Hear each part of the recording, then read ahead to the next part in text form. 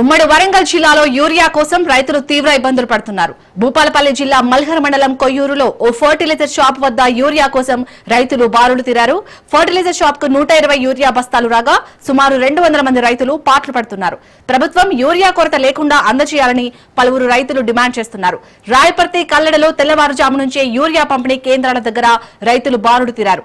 Urea అందుతుందో లేదోనని రైతులు ఆందోళన వ్యక్తం చేస్తున్నారు. పంపిణీ కేంద్రాల దగ్గర తోపులాట జరగడంతో పోలీసులు చేరుకున్నారు. నిరసన చేస్తున్న రైతులపై జులుం చేయడంతో ఉద్రిక్తత తలెత్తింది.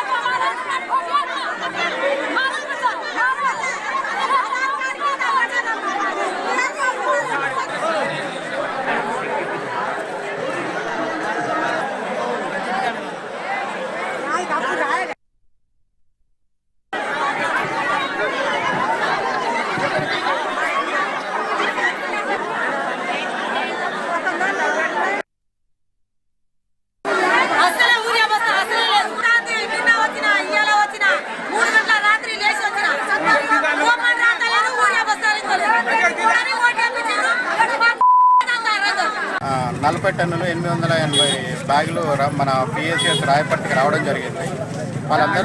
వాళ్ళందరిది కూడా మనకు పోయినసారి ఇచ్చిన దాంట్లో 400 మంది కూడా రైతులకు సీరియల్ నెంబర్ వారి ప్రకారం రాసుకోవడం జరిగింది. ఇప్పుడు కొత్తగా ఈరోజు వచ్చిన వాళ్ళకి కూడా కొంతమంది రాసుకుంటూ రేపు మన రైతు వేదిక మరియు సొసైటీ సెంటర్లలో రేపు వచ్చే లోడ్లకు అందరికి కూడా సీరియల్ నెంబర్ అలాట్మెంట్ చేస్తూ వాళ్ళకు పంపిణీ చేయడం అనేది జరుగుతుంది. ఆల్రెడీ ఇండియన్ కూడా ఇచ్చినాము, అది రేపు కాకుండా ఎల్లుండి రోజు కూడా రావడం జరుగుతుంది. ఇప్పుడు ఇస్తాం కాబట్టి 1 డే లేటు డిఫరెన్స్ గ్యాప్ తోటి రావడం జరుగుతుంది. రైతులు ఎవరికైతే కావాలనుకున్నారో రేపు మన సొసైటీలో 6 గంటలకు సీరియల్ నెంబర్ వరకు టోకెన్ అనేది ఇవ్వడం జరుగుతుంది. మరియు పిఎస్ఎస్ రాయపర్తి లేదండి, మన దగ్గర వచ్చినవన్నీ కూడా రైతులందరికీ కూడా కావాల్సినంత కూడా ఇండెంట్ ఇవ్వడం జరుగుతుంది. కొంత ఇప్పుడు రైతులకు 2 బ్యాగులు చొప్పున ప్రతి ఒక్క రైతుకు ఈ లోడుకును మళ్ళీ నెక్స్ట్ లోడ్ కూడా అందరికీ కార్డు రూపాన రైతులకు పంపిణీ చేయడం జరుగుతుంది.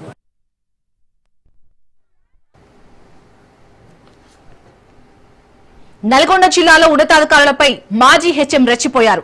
మాజీ హెచ్ఎంపై పీఎం శ్రీనిధుల దుర్వినియోగానికి పాల్పడినట్లు ఆరోపణలు వచ్చాయి. మాజీ హెచ్ఎం మాధవిని రికార్డులు అడగ్గా ఇవ్వకపోగా విచారణకు వచ్చిన అధికారులపై దాడికి యత్నించింది. ఎంఈఓ జిల్లా ఫైనాన్స్ అకౌంట్ ఆఫీసర్పై మాధవి దాడి చేసింది. చిట్యాల పిఎస్ లో ఇరు వర్గాలు ఫిర్యాదు చేసుకున్నారు.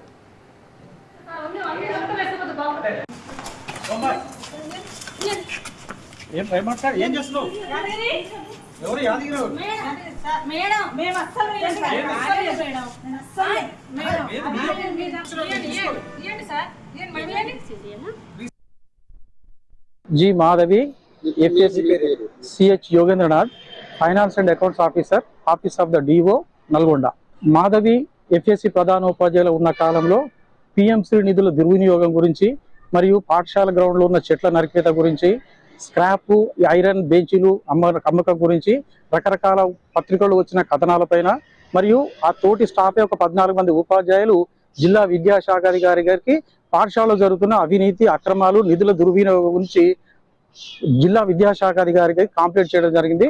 దానిలో భాగంగా డిఓ గారు ఎంఈఓ సైదా నాయక్ గారిని మరియు ఫైనాన్స్ ఆఫీసర్ గా ఉన్న నన్ను ఎంక్వైరీ అధికారులుగా నియమించడం జరిగింది. నియమించిన నాటి నుంచి పాఠశాలకి మేము ఫోన్ చేసినప్పుడు ప్రధానోపాధ్యాయులు ఈలోపు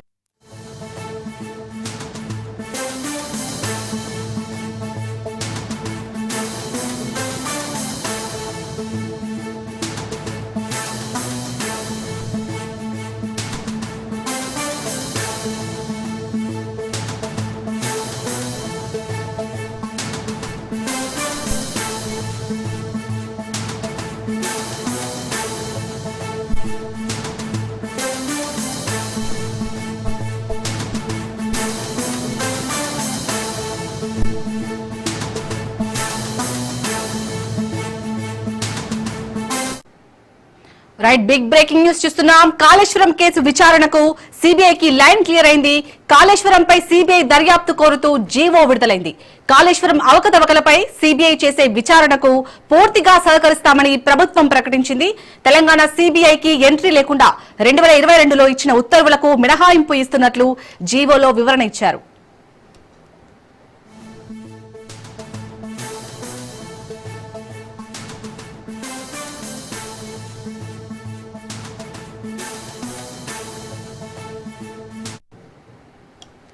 కాళేశ్వరం కేసు విచారణకు సిబిఐకి లైన్ క్లియర్ అయింది.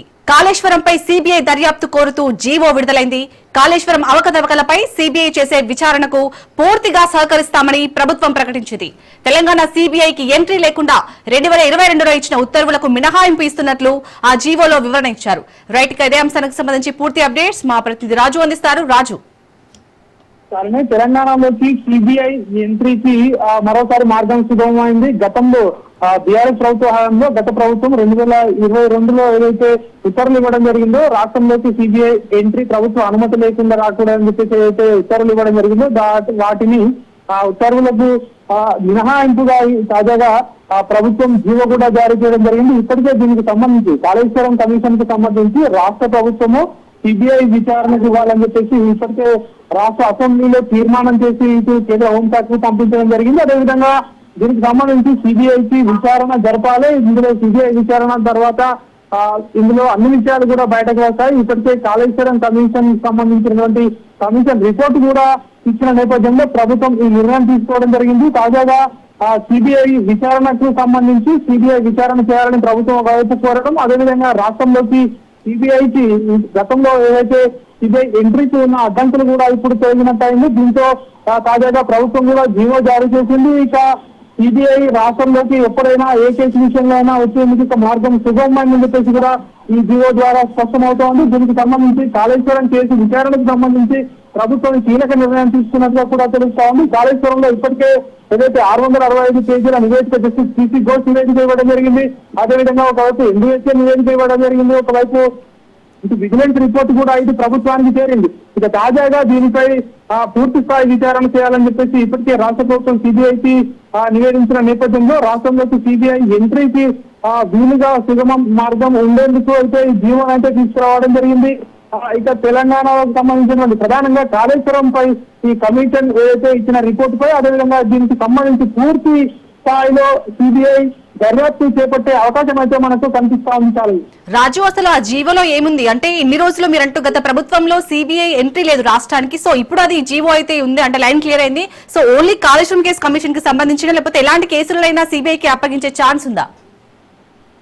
ప్రస్తుతం అయితే ఇంతకుముందు ఉన్నటువంటి ఉత్తర్వుల ప్రకారం అయితే అది రాష్ట్రంలోకి సిబిఐ ఎంట్రీకి కేవలం రాష్ట్ర ప్రభుత్వం లేఖ రాస్తేనో లేదంటే హైకోర్టు ఉత్తర్వుల ప్రకారం కేవలం మాత్రమే సిబిఐకి ఎంట్రీ ఉంటుంది. కానీ తాజా ఉత్తర్వుల ప్రకారం అయితే రాష్ట్రంలోకి సిబిఐకి ఎంట్రీ అయితే ఇచ్చినట్టుగా కూడా మనకు తెలుస్తోంది. ప్రధానంగా కాళేశ్వరానికి సంబంధించి విచారణ చేపట్టాలని ఇప్పటికే ఒకవైపు ఇటు కేంద్ర హోంశాఖకు రాష్ట్ర ప్రభుత్వం లేఖ రావడం జరిగింది. అదేవిధంగా ఇందులో పిల్లర్ నెంబర్ 16 నుంచి మొదలుకొని 21 వరకు ఏవైతే అక్కడ డ్యామేజ్ చేయడం జరిగిందో వాటన్నిటిపై ఈ డ్యామేజ్లపై పూర్తి స్థాయి విచారణ జరపాలని ఒకవైపు హోంశాఖకు లేఖ రాసింది. అదేవిధంగా ఇప్పటికే ఏవైతే సిబిఐ ఎంట్రీకి రాష్ట్రంలోకి ఉన్నటువంటి అడ్డంకులు తొలగేలా కూడా గతంలో ఉన్నటువంటి నిబంధనలకు సవరిస్తూ తాజాగా ఈ జీవో ప్రకారం రాష్ట్రంలోకి సిబిఐ ఎంట్రీకి అయితే ఈ జీవో ద్వారా ఎంట్రీ సిద్ధమైనట్టుగా కూడా మనకు తెలుస్తోంది. ప్రధానంగా సిబిఐకి రాష్ట్రంలోకి రావాలంటే ఖచ్చితంగా కోర్టు ఆర్డర్ చేస్తేనే ఇంతకుముందు వచ్చే పరిస్థితి ఉండేది. కానీ ఇప్పుడు డైరెక్ట్ గా వచ్చే అవకాశం కూడా ఉన్న నేపథ్యంలో మరి ప్రభుత్వం ఇచ్చినటువంటి ఏదైతే ప్రభుత్వం చేసినటువంటి రిక్వెస్ట్ మేరకు సిబిఐ దీనికి సంబంధించి కేసు నమోదు చేస్తుందా, సిబిఐ దీనికి సంబంధించి దర్యాప్తు చేస్తుందా, ఇంకా సమయం తీసుకుంటుందా చూడాల్సి ఉంటుంది. ఎందుకంటే ఇప్పటికే రాష్ట్ర ప్రభుత్వం ఒకవైపు ఈ రోజు మనం చూసాము హైకోర్టులో కూడా రాష్ట్ర ప్రభుత్వానికి ఏదైతే హరీష్ రావు అదేవిధంగా మాజీ ముఖ్యమంత్రి కేసీఆర్ హైకోర్టును ఆశ్రయించడం జరిగింది. దీనికి సంబంధించి సిబిఐకి విచారణకు రాష్ట్ర ప్రభుత్వం పెట్టడం జరిగింది. దీనిపై ఎక్కడా కూడా చర్యలు తీసుకోకుండా అడ్డుకోవాలని చెప్పేసి మధ్యంతర ఉత్తర్వులు ఇవ్వాలని చెప్పేసి ఏదైతే బీఆర్ఎస్ నేతలు వెళ్ళడం జరిగిందో హైకోర్టు కూడా తీర్పు ఇవ్వడం జరిగింది.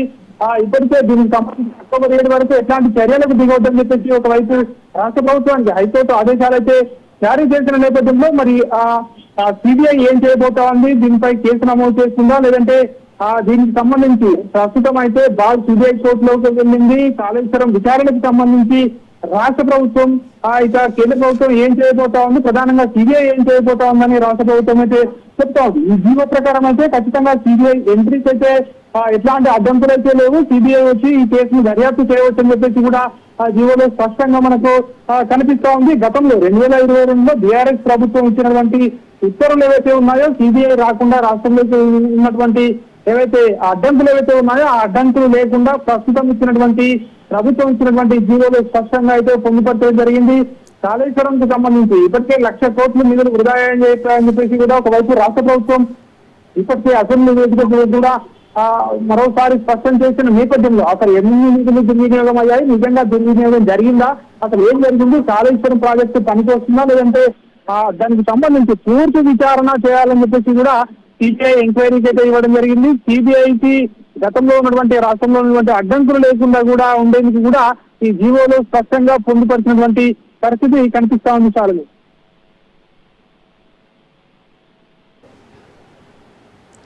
రాజు, ఈ జీవో ప్రభుత్వం తీసుకొచ్చే జీవో పేటు కేంద్రం ఎలాంటి డిసిషన్ తీసుకునే ఛాన్స్ ఉంది, అంటే అక్కడి నుంచి ఎలాంటి రెస్పాన్స్ వస్తుంది?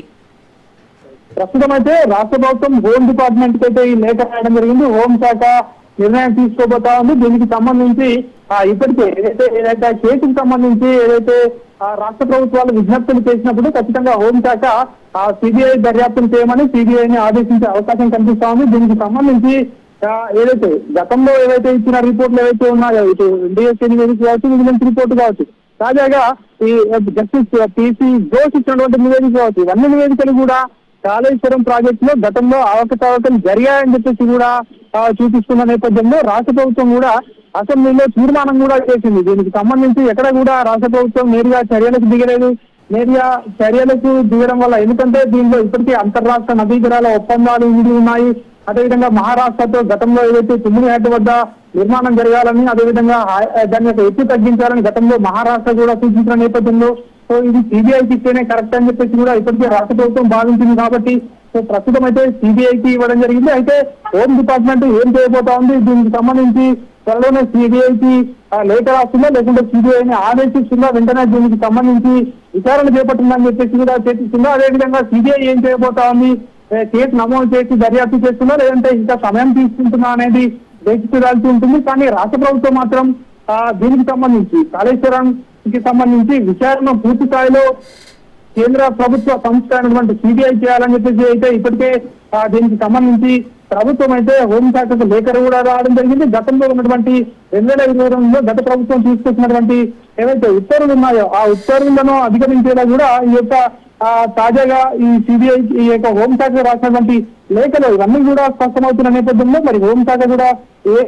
ఉంది. అదేవిధంగా ఇప్పటికే ఈరోజు హైకోర్టు కూడా స్పష్టం చేసింది. గతంలో ఏవైతే జస్టిస్ సిసి ఘోష్ కమిషన్ నివేదిక ఆధారంగా ఎట్లాంటి చర్యలకు దిగొద్దు అని చెప్పేసి కూడా ఇక హైకోర్టు కూడా స్పష్టం చేసింది. ఒకవైపు జస్టిస్ సిసి ఘోష్ కమిషన్ ఇచ్చినటువంటి నివేదిక కాకుండా తాజాగా సిబిఐ ఏం చేయబోతా ఉందో చూడాల్సి ఉంటుందని రాష్ట్ర ప్రభుత్వం కూడా హైకోర్టులో వాదించిన నేపథ్యంలో మరి ప్రస్తుతం సిబిఐ దీనికి సంబంధించి త్వరలోనే కేసు నమోదు చేసి దర్యాప్తును ప్రారంభించే అవకాశం ఉన్నట్టుగా కూడా చెప్తా ఉన్నారు. ఎందుకంటే ఇప్పటికే ఒక రాష్ట్ర ప్రభుత్వం అసెంబ్లీలో తీర్మానం చేసి కేంద్ర హోంశాఖకు పంపించింది కాబట్టి, అదేవిధంగా గతంలో ఇచ్చినటువంటి ఎన్డీఎస్ఏ నివేదిక, విజిలెన్స్ నివేదికలు కూడా ఉన్నాయి కాబట్టి, అదేవిధంగా దీనికి సంబంధించి జ్యుడిషియల్ కమిషన్ రాష్ట్ర ప్రభుత్వం ఎంక్వైరీ చేసింది. అది కూడా రిపోర్ట్ వచ్చిన నేపథ్యంలో ఖచ్చితంగా సిబిఐ ఎంక్వైరీ ప్రారంభమయ్యే అవకాశాలే ఎక్కువగా ఉన్నాయని చెప్పేసి కూడా ఇప్పటికైతే రాజకీయ విశ్లేషకులు భావిస్తున్నటువంటి పరిస్థితి కనిపిస్తా ఉంది. సో చూడాలి మరి సిబిఐ ఏం చేయబోతా ఉంది, సో ఏ విధంగా ముందుకు వెళ్ళబోతా ఉంది అనేది కూడా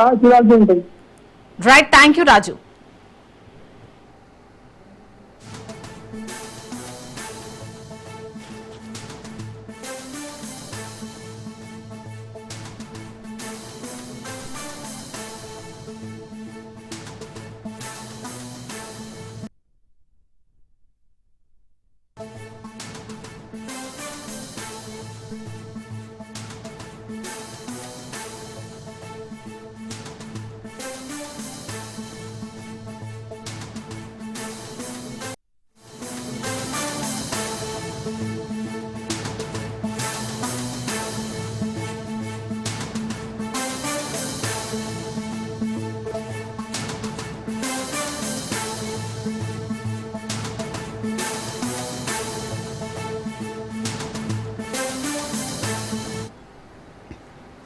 బ్రేకింగ్ న్యూస్ చూస్తున్నాం. కేసీఆర్ హరీష్ రావుకు హైకోర్టులో స్వల్ప ఊరట లభించింది.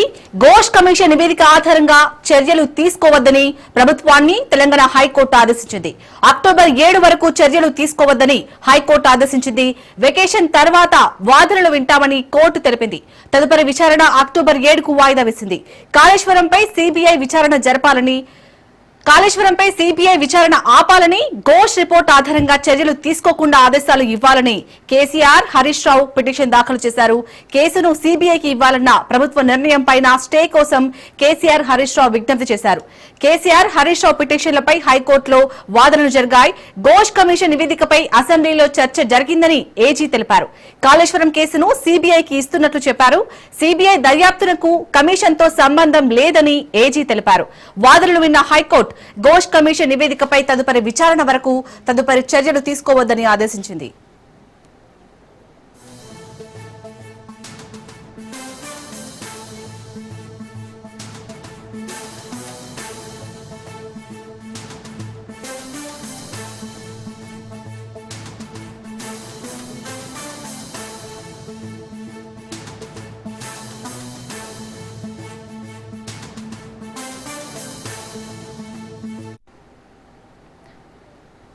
ఇక కేసీఆర్ హరీష్ రావు వేసిన పిటిషన్లపై హైకోర్టు తీర్పుకు సంబంధించి పూర్తి అప్డేట్స్ మా ప్రతినిధి రత్న అందిస్తారు. రత్న, మొత్తానికైతే ఇటు ఘోష్ నివేదిక ఆధారంగా అక్టోబర్ 7 వరకు ఎలాంటి చర్యలు తీసుకోవద్దని హైకోర్టు తెలిపినట్టుగా తెలుస్తుంది. సో హైకోర్టులో ఎలాంటి వాదోపవాదనలు జరిగాయి, అప్డేట్స్ ఏంటి? కాళేశ్వరం కమిషన్ నివేదికను ఆధారంగా చేసుకొని సిబిఐ ఎంక్వైరీ చేయిస్తాము, ఇందులో పూర్తిగా అవకతవకలు జరిగాయన్న విషయాన్ని ఇటు పీసీ ఘోష్ నివేదిక అనేది తెలియజేస్తూ ఉంది. కాబట్టి దీని మీద ఖచ్చితంగా ఎంక్వైరీ జరగాలి. ఈ ఎంక్వైరీని పూర్తి దర్యాప్తును సిబిఐతో జరిపిస్తాము అంటూ రాష్ట్ర ప్రభుత్వం తెలియజేసింది. ఇక ఈ క్రమంలోనే ఈ యొక్క ఎంక్వైరీని, సిబిఐ ఎంక్వైరీని ఆపాలంటూ కూడా ఇందులో బాధ్యులుగా ఉన్నటువంటి వ్యక్తులు ఎవరైతే ఉన్నారో మాజీ ముఖ్యమంత్రి కేసీఆర్, అలాగే మాజీ మంత్రి హరీష్ రావు, వీళ్ళిద్దరూ కూడా హైకోర్టులో పిటిషన్లు దాఖలు చేశారు. పిటిషన్లు దాఖలు చేసి సిబిఐ ఎంక్వైరీని ఆపాలి అనంటూ కూడా వాళ్ళు ఈ పిటిషన్లలో పేర్కొనడం జరిగింది. అయితే నిన్ననే హైకోర్టులో విచారణలకు సంబంధించి కూడా లంచ్ మోషన్ పిటిషన్ దాఖలు చేసినప్పుడు లంచ్ మోషన్ పిటిషన్ విచారణకు నిరాకరించిన కోర్టు ఇవాళ విచారణకు తీసుకుంది. హైకోర్టులో విచారణ జరిగింది. నేడు జరిగిన తర్వాత కొంత ఊరటనిచ్చినటువంటి విషయాన్నే హైకోర్టు తెలియజేసింది. తాము తదుపరి ఉత్తర్వులు ఇచ్చేంత వరకు కూడా ఈ యొక్క కమిషన్ రిపోర్ట్ యొక్క ఆధారంగా కేసీఆర్ హరీష్ రావు మీద ఎటువంటి పిటిషనర్ల పైన ఎటువంటి చర్యలు అనేవి తీసుకోవద్దు అనే విషయాన్నే కోర్టు స్పష్టంగా తెలియజేసింది. దాంతో ఇటు హరీష్ రావుకు అలాగే కేసీఆర్కు ఇద్దరికి కొంత ఊరట దక్కిందని చెప్పాలి. ఇక మరోవైపు సిబిఐ ఎంక్వైరీ అనేది ఏదైతే ఇటు Kaleshwaram commission PC Ghosh commission ఆధారంగా యొక్క రిపోర్ట్ అనేది తయారు చేయబడింది. కాబట్టి ఈ రిపోర్ట్ను బేస్ చేసుకొని చర్యలు తీసుకోవద్దు అనే విషయాన్ని కూడా రాష్ట్ర ప్రభుత్వానికి తెలియజేసింది. అయితే మరోవైపున రాష్ట్ర ప్రభుత్వం తరపు నుంచి వాదనలు వినిపించినటువంటి అడ్వకేట్ జనరల్ తన వాదనలో భాగంగానే ఇది ఇటు సిబిఐ ఎంక్వైరీ అనేది పీసీ ఘోష్ కమిషన్ నివేదిక ఆధారంగా కాదు, ఎన్డీఎస్ఏ రిపోర్ట్ను బేస్ చేసుకొని యొక్క ఎంక్వైరీ అనేది జరుగుతోంది అనేటువంటి విషయాన్ని కూడా ఆయన తన యొక్క వాదనలో పేర్కొనడం జరిగింది. ఇక ఇందులో భాగంగా ఎన్డీఎస్ఏ రిపోర్ట్ అంటే ఇందులో పూర్తిగా అంటే ఇంజనీరింగ్ మిస్మేనేజ్మెంట్ జరిగింది. అందులో చాలా ఫ్లాస్ అనేవి ఉన్నాయి.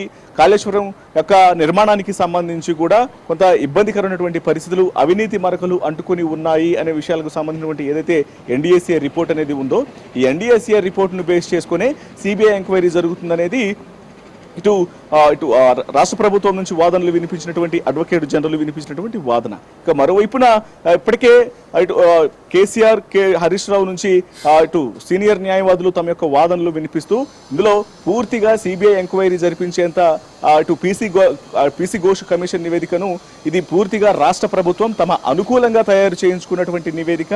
తమకు ఎలా కావాలంటే అలా ఈ యొక్క రిపోర్ట్ను తయారు చేశాను, కానీ ఇందులో వాస్తవాలను దూరంగా పెట్టి రిపోర్ట్ అనేది తయారు చేయబడింది అనేది తన యొక్క వాదనలను వినిపించడం జరిగింది ఇటు పిటిషనర్ల తరపున న్యాయవాదులు. ఇక ఈ క్రమంలోని ఈ వాదనలు విన్న తర్వాత కోర్టు తెలియజేసింది వెకేషన్ బెంచ్ తర్వాత అక్టోబర్ 7కు వాదనలు తదుపరి విచారణ అనేది చేస్తాము అనేటువంటి విషయాన్ని తెలియజేయడం జరిగింది. ఇక అప్పటి వరకు కూడా కేసీఆర్ పైన కానీ హరీష్ రావు పైన ఈ ఇద్దరు పిటిషనర్ల పైన ఎటువంటి చర్యలు తీసుకోవద్దు అనే విషయాన్ని స్పష్టం చేయడంతో వీళ్ళకు కొంత ఊరట దక్కిందని చెప్పాలి. అలాగే రత్నకుమార్, మరి తెలంగాణ హైకోర్టు ఇచ్చిన తీర్పుపై ఇటు బీఆర్ఎస్ శ్రేణులు ఏమంటున్నారు? వాస్తవానికి మొదటి నుంచి కూడా బీఆర్ఎస్ నాయకులు కావచ్చు, లేకపోతే బీఆర్ఎస్ లో కీలకంగా ఉన్నటువంటి వ్యక్తులు ఇప్పుడు పిటిషనర్లుగా ఉన్నటువంటి కేసీఆర్ అయినా, హరీష్ రావు అయినా, లేకపోతే వర్కింగ్ ప్రెసిడెంట్ కేటీఆర్, వీళ్ళందరూ కూడా ఈ యొక్క కమిషన్ పూర్తిగా రాష్ట్ర ప్రభుత్వానికి అనుకూలంగా సీఎం రేవంత్ రెడ్డి చెప్పినట్లు చేయబడినటువంటి రిపోర్టు వాళ్ళు అంటే రాష్ట్ర ప్రభుత్వమే ఈ యొక్క కమిషన్ను ఏర్పాటు చేసింది కాబట్టి ఇందులో ఈ కమిషన్కు హెడ్గా పీసీగా సుప్రీంకోర్టుకు జడ్జిగా పనిచేసినటువంటి న్యాయమూర్తిగా పనిచేసినటువంటి పీసీ ఘోష్ను నియమించడంలో కూడా సీఎం రేవంత్ రెడ్డి ఆయన వాళ్ళని కమిషన్ ఏర్పాటు చేసి దానికి హెడ్గా పీసీ ఘోష్ను పెట్టడం జరిగింది కాబట్టి సో ఇదంతా కూడా పూర్తిగా రాష్ట్ర ప్రభుత్వం ఆర్గనైజ్డ్గా ఏర్పాటు చేసినటువంటి కమిషను వారికి అనుకూలంగా మాత్రమే ఈ యొక్క రిపోర్ట్ను తయారు చేయించుకున్నారు కాబట్టి ఇది పూర్తిగా అవాస్తవాలతో కూడినటువంటి రిపోర్ట్ అన్నట్టు కూడా అసెంబ్లీలో కూడా వాదించారు. ఆ తర్వాత ఈ రిపోర్టును ఏం చేయమంటారు అంటూ ఉప ముఖ్యమంత్రి బట్టి విక్రమార్క ప్రశ్నించినప్పుడు మొత్తం అంతా అవినీతి జరిగిందంటూ కూడా పీసీ ఘోష్ కమిషన్ నివేదిక అనేది తెలియజేస్తూ ఉంది కాబట్టి సో ఈ కమిషన్ యొక్క రిపోర్ట్ని ఇప్పుడు ఏం చేయాలి, ఇంత పెద్ద అవినీతి జరిగింది అయినా అంటూ ఆ డాక్యుమెంట్స్ను రిపోర్టు కాపీలన్నింటినీ కూడా పట్టుకొని ప్రశ్నించినటువంటి సందర్భంలోనే అప్పుడు బీఆర్ఎస్ పార్టీకి సంబంధించినటువంటి నాయకులు చాలా స్పష్టంగా తెలియజేసినటువంటి విషయం ఈ రిపోర్ట్ అనేది కూడా తప్పులతో కూడుకున్నటువంటి రిపోర్ట్ కాబట్టి దీన్ని తీసుకెళ్లి చెత్తబుట్టలో పడేయాలి అనే మాటలు మాట్లాడటం జరిగింది. ఆ తర్వాత సభలో తమకు అవకాశం అనేది దొరకట్లేదు అన్న ఉద్దేశంతో కాళేశ్వరం కమిషన్కు సంబంధించి కాళేశ్వరం ప్రాజెక్టుకు సంబంధించి అవినీతి పైన జరుగుతున్నటువంటి చర్చ ఏదైతే ఉందో అందులో తాము వివరణ ఇవ్వడానికి సరైనటువంటి తగినంత సమయం అనేది ఇవ్వట్లేదన్న ఉద్దేశంతోనే సభ నుంచి వాకౌట్ చేసిన తర్వాత ఈ యొక్క కాళేశ్వరం కమిషన్ నివేదిక ఏదైతే రిపోర్ట్ కాపీలను తీసుకెళ్లి గన్ పార్క్ వద్ద చెత్తబుట్టలో పడేయటం జరిగింది. సో మొదటి నుంచి కూడా ఈ యొక్క రిపోర్ట్ను తప్పుబడుతూనే వస్తూ ఉన్నారు. ఇప్పుడు కూడా ఖచ్చితంగా ఇందులో కాళేశ్వరానికి సంబంధించినటువంటి ఏ చర్చకైనా తాము సిద్ధంగానే ఉన్నామంటూ కూడా ప్రభుత్వం ఏర్పాటు చేసినటువంటి కమిషన్ల మీద కొంత ఆగ్రహం వ్యక్తం చేస్తూ ఇది పూర్తిగా అవాస్తవాలను ప్రజల్లోకి తీసుకెళ్లేటువంటి ప్రయత్నం చేసి తమ యొక్క ప్రతిష్టకు భంగం కలిగించాలనేటువంటి పనులు చేస్తున్నారు. ఆ రకమైనటువంటి పథక రచన జరుగుతోంది అనేది బీఆర్ఎస్ శ్రేణుల నుంచి వినిపిస్తున్నటువంటి వాదన. రత్న, ఫస్ట్ నుంచి కూడా ఇటు బీఆర్ఎస్ నేతలు కానీ బీఆర్ఎస్ వర్కింగ్ ప్రెసిడెంట్ కేటీఆర్ కానీ ప్రభుత్వం ఎన్ని కుట్రలు చేసినా మాకు న్యాయస్థానాల మీద నమ్మకం ఉంది అనే చెప్తున్నారు. సో ఇప్పుడైతే మనం అంటే దానికి తగ్గట్టే తీర్పు వచ్చింది అనుకోవచ్చు, అంటే కాస్త ఊరట లభించింది కదా అక్టోబర్ 7 వరకు. ఎస్, వాస్తవానికి మొదటి నుంచి కూడా న్యాయస్థానాలను ఇటు బీఆర్ఎస్ శ్రేణులు ముఖ్యంగా వర్కింగ్ ప్రెసిడెంట్ కేటీఆర్ దగ్గర నుంచి ఇతర ముఖ్య నాయకులు హరీష్ రావు అయినా కేసీఆర్ అయినా వీళ్ళెవరు కూడా తప్పుపడుతూ రాలేదు. ఇక్కడ రాష్ట్ర ప్రభుత్వం ఏదైతే తమ మీద కుట్ర పడినటువంటి ప్రయత్నాలు చేస్తుందో వీటన్నింటిని కూడా న్యాయస్థానాల దగ్గర తిప్పి కొడతాము ఖచ్చితంగా అనే ధీమాను వాళ్ళు వ్యక్తం చేస్తూ వచ్చారు. అందులో భాగంగానే రాష్ట్ర ప్రభుత్వం ఎప్పుడైతే సీఎం రేవంత్ రెడ్డి అసెంబ్లీ సాక్షిగా ఈ యొక్క కమిషన్ నివేదికను ఈ రిపోర్టును దృష్టిలో పెట్టుకొని దీనిపైన సిబిఐ ఎంక్వైరీ చేయిస్తాము అని తెలియజేయగానే ఈ సిబిఐ ఎంక్వైరీ అనేది పూర్తిగా వీళ్ళు కుమ్మక్కై చేసినటువంటి ఎంక్వైరీ, ఇందులో దీన్ని పూర్తిగా అడ్డుకోవాలన్నటువంటి ఉద్దేశంతోనే మరలా న్యాయస్థానాలను ఆశ్రయించడం జరిగింది. అందులో భాగంగానే ఈ సిబిఐ రిపోర్టు ఆధారంగా సిబిఐ ఎంక్వైరీ జరగడం. పీసీ ఘోష్ కమిషన్ అంటే రాష్ట్ర ప్రభుత్వం ఏర్పాటు చేసినటువంటి ఆ కమిషన్ రాష్ట్ర ప్రభుత్వానికి అనుకూలంగా ఇచ్చినటువంటి రిపోర్ట్ అది. సో ఆ రిపోర్ట్ ఆధారంగా తమ మీద చర్యలు తీసుకోవద్దు, సిబిఐ ఎంక్వైరీ జరగొద్దు అని అంటూ కూడా అటు న్యాయస్థానాన్ని ఆశ్రయించిన నేపథ్యంలోనే ఈ పీసీ ఘోష్ కమిషన్ నివేదికను బేస్ చేసుకొని ఎటువంటి చర్యలు అనేవి పిటిషనర్ల మీద తీసుకోవద్దు అని ఇప్పుడు హైకోర్టు చెప్పడంతోనే న్యాయస్థానాలు కొంత వాళ్ళకు న్యాయం చేసినట్టుగానే భావించాల్సి ఉంటుంది, కొంత ఊరట దక్కింది కాబట్టి. ఇక ఫర్దర్గా కూడా ఎటువంటి ఏ రకమైనటువంటి ఇబ్బందులు తలెత్తినా సరే రాష్ట్ర ప్రభుత్వం నుంచి తమను ఇరుకుని పెట్టేటువంటి ఏ ప్రయత్నాలు చేసినా సరే న్యాయస్థానాలను ఆశ్రయిస్తామన్నట్టు కూడా బీఆర్ఎస్ నాయకులు తెలియజేస్తూ ఉన్నారు. Right, thank you Ratnakumar.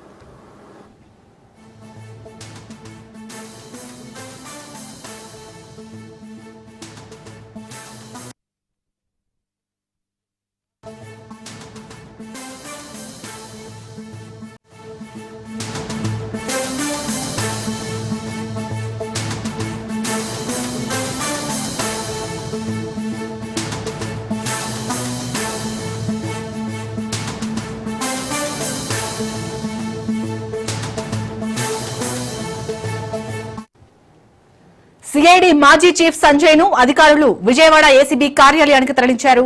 3 రోజుల కస్టడీలో భాగంగా మొదటి రోజు సంజయ్ ను అధికారులు విచారిస్తున్నారు.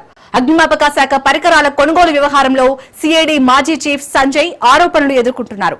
విజయవాడ జిల్లా జైల్లో సిఐడి మాజీ చీఫ్ సంజయ్ రిమాండ్ ఖైదీగా ఉన్నారు.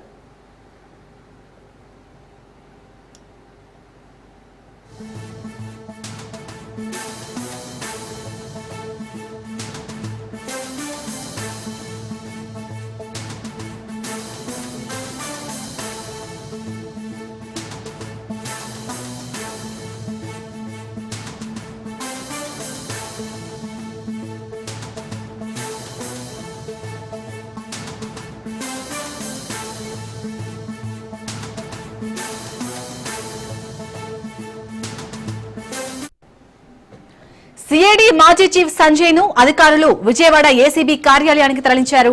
3 రోజుల కస్టడీలో భాగంగా మొదటి రోజు సంజయ్ ని అధికారులు విచారిస్తున్నారు. అగ్నిమాపక శాఖ పరికరాల కొనుగోలు వ్యవహారంలో సిఐడి మాజీ చీఫ్ సంజయ్ ఆరోపణలు ఎదుర్కొంటున్నారు. విజయవాడ జిల్లా జైల్లో సిఐడి మాజీ చీఫ్ సంజయ్ రిమాండ్ ఖైదీగా ఉన్నారు. ఇక ఇదే అంశానికి సంబంధించి పూర్తి అప్డేట్స్ మా ప్రతినిధి శ్రీనివాస్ అందిస్తారు. శ్రీనివాస్, 3 రోజుల కస్టడీలో భాగంగా మొదటి రోజు అయితే ఇక్కడ అధికారులు సంజయ్ ని విచారిస్తున్నట్టుగా తెలుస్తోంది. అప్డేట్స్ ఏంటి? చాలని మాజీ ఏపీకి సంబంధించినటువంటి సీనియర్ ఐపీఎస్ అధికారి అయినటువంటి సంజయ్ అవినీతి ఆరోపణలు ఎదుర్కొంటున్న నేపథ్యంలో గత వారం అతనిపై పోలీసులు ఏసీబీ కేసు నమోదు చేయడం జరిగింది. ఈ నేపథ్యంలో అతను ఏసీబీ కోర్టులో అధికారంగా సరెండర్ అవడం జరిగింది. సరెండర్ అయిన ఏసీబీ కోర్టు అతనికి రిమాండ్ విధించడం జరిగింది. విజయవాడ జిల్లా జైల్లో రిమాండ్ ఖైదీగా ఉన్నటువంటి సంజయ్ కి సంబంధించి కూడా ఒక కేసు ఇన్వెస్టిగేషన్ సంబంధించి పూర్తి వివరాలు రావాల్సి ఉన్నాయని కూడా ఏసీబీ అధికారులు కోర్టులో న్యాయస్థానాన్ని ఆశ్రయించడం జరిగింది. ఆ ఏసీబీ అధికారుల అభ్యర్థన మేరకు కూడా న్యాయమూర్తి 3 రోజుల పాటు ఏసీబీ కస్టడీకి సంజయ్ ని అనుమతిస్తూ కూడా ఆదేశాలు జారీ చేయడం జరిగింది. ఈ నేపథ్యంలో 3 రోజుల పాటు అంటే ఈ రోజు రేపు ఎల్లుండి 3 రోజుల పాటు జరిగే ఈ విచారణ నిమిత్తం కూడా సంజయ్ ని విజయవాడ జిల్లా జైలు నుంచి విచారణ నిమిత్తం తీసుకురావడం జరిగింది. అయితే ముందుగా ఏసీబీ కార్యాలయానికి తరలించడానికి ముందుగా అతని ఆరోగ్య పరిస్థితులు ఎలా ఉన్నాయి, అతని హెల్త్ పొజిషన్ ఏంటనేది కూడా తెలుసుకోవడానికి విజయవాడ ప్రభుత్వ ఆసుపత్రిలో తరలించడం జరిగింది. అక్కడ వైద్య పరీక్షల అనంతరం కూడా విజయవాడ సమీపంలోని గొల్లపూడి ప్రాంతంలో ఉన్నటువంటి ఏసీబీ రీజనల్ కార్యాలయానికి అతన్ని సంజయ్ ని తరలించడం జరిగింది. ప్రస్తుతం సంజయ్ ని ఏసీబీ అధికారులు ఏసీబీ కార్యాలయాన్ని విచారిస్తా ఉన్నారు. గతంలో జరిగినటువంటి గత వైసీపీ ప్రభుత్వంలో సంజయ్ కీలకంగా అంటే అతను సిఐడి చీఫ్ లో కూడా పనిచేయడం జరిగింది. అట్లాగే అగ్నిమాపక శాఖకు సంబంధించినటువంటి పరికరాలు కొనుగోలు విషయంలో భారీగా అవకతవకలు జరిగాయని కూడా రాష్ట్రంలో కూటమి ప్రభుత్వం అధికారంలోకి వచ్చిన తర్వాత ఇతనిపై సంజయ్ పై కేసు నమోదు చేయడం జరిగింది ఏసీబీ అధికారులు. ఈ నేపథ్యంలోనే అతని కోసం గతంలో కూడా అతన్ని అరెస్ట్ చేసేందుకు కూడా ఏసీబీ అధికారులు ప్రయత్నించినప్పటికీ కూడా అతను న్యాయస్థానం నుంచి అనుమతులు తెచ్చుకోవడం, అట్లాగే అనుమతులు గడువు పూర్తయిన నేపథ్యంలో నేరుగా విజయవాడ కోర్టులో సరెండర్ అవ్వడం ఇవన్నీ కూడా గత వారంలో జరిగినటువంటి పరిణామాలు. ప్రస్తుతం అయితే కేసు ఇన్వెస్టిగేషన్ పూర్తి చేసేందుకు కూడా దాంట్లో అంటే ఇంకా వివరాలు రావాల్సి ఉన్న నేపథ్యంలో అతను కూడా ప్రస్తుతం ఏసీబీ అధికారులు కోర్టు అనుమతితో 3 రోజుల పాటు విచారించనున్నారు. దాంట్లో మొదటి రోజు అయినటువంటి ఈ రోజు విచారణ కొద్దిసేపటి క్రితం ప్రారంభమైంది. ఈ రోజు సాయంత్రం 5 గంటల వరకు కూడా ఈ విచారణ కొనసాగనుంది. తర్వాత మళ్ళీ అతన్ని విజయవాడ జిల్లా జైలుకి తరలిస్తారు. అట్లాగే రేపు యథాప్రకారం 2వ రోజు కూడా విచారణ జరిగే అవకాశం ఉంది. చాలు శ్రీనివాస్, ప్రధానంగా ఎలాంటి అంశాలను ముందు పెట్టి విచారించే అవకాశం ఉంది? ముఖ్యంగా ఏంటంటే ఫైర్ డిపార్ట్మెంట్ కి సంబంధించినటువంటి భారీగా అవకతవకలు జరిగింది. గతంలోనే ఇది అప్పుడు వైసీపీ ప్రభుత్వంలోని బయటకు రావాల్సిన ఆవశ్యకత అయితే ఉన్నప్పటికీ కూడా గతంలో కొంతమంది ఐపీఎస్ కి వైఎస్ఆర్సీపీ ప్రభుత్వం మద్దతుగా అంటే కోఆపరేటివ్ గా ఉన్న నేపథ్యంలో అప్పట్లో అంటే ఇలాంటి అధికారులతో వాళ్ళు పూర్తిగా సపోర్ట్ గా ఉన్న నేపథ్యంలో ఇవన్నీ బయటకు రాలేదు. ప్రస్తుతం కోర్టు రాష్ట్రంలో పార్టీ మారిన నేపథ్యంలో కూటమి ప్రభుత్వం అధికారంలోకి వచ్చిన నేపథ్యంలో గత ప్రభుత్వంలో ఉన్నటువంటి వెలుగు చూసినటువంటి అవినీతి ఆరోపణలు ఎదుర్కొన్నటువంటి అంశాలు అధికారులు ఎవరైతే ఉన్నారో వారందరిపైన కూడా వరుసలో కూడా కేసులు నమోదు చేసి అరెస్టులు చేసి విచారణ చేపట్టడం జరుగుతుంది. ముఖ్యంగా ఏంటంటే దీనికి సంబంధించి ఫైర్ డిపార్ట్మెంట్ కి సంబంధించినటువంటి అవకతవకలు ఏదో భారీగా జరిగిందని కూడా ఒక ఆరోపణ మాత్రమే ఎదుర్కొంటున్నారు సంజయ్. అయితే ఈ ఆరోపణల నేపథ్యంలో కూడా రాజకీయంగా జరిగినటువంటి విచారణలో భాగంగా అతనిపై కేసు నమోదు చేయడం జరిగింది ఏసీబీ అధికారులు. ప్రస్తుతం అయితే ఈ రోజు ఏ ప్రశ్నలు అడుగుతారు, ఇతను సంజయ్ ఏ విధంగా సమాధానం చెప్తారు అనేది కూడా మనం సాయంత్రం కూడా చేయాల్సిన అవసరం అయితే ఉంది. Right, thank you Srinivas.